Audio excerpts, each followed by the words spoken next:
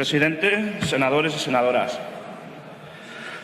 Ángela Cebes, Iberdrola. Xavier Añoveros, Gas Natural. Luis Carlos Cruiser, Repsol.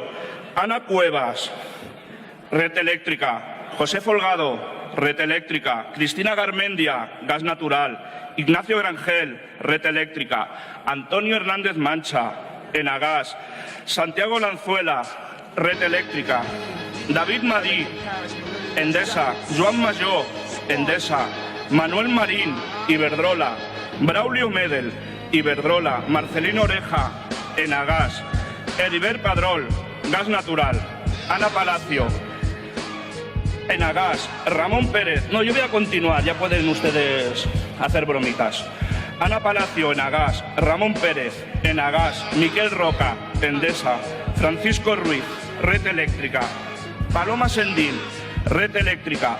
Gonzalo Solana, Enagas. Isabel Tocino, Enagas. Luis Valero, Artola, Enagas.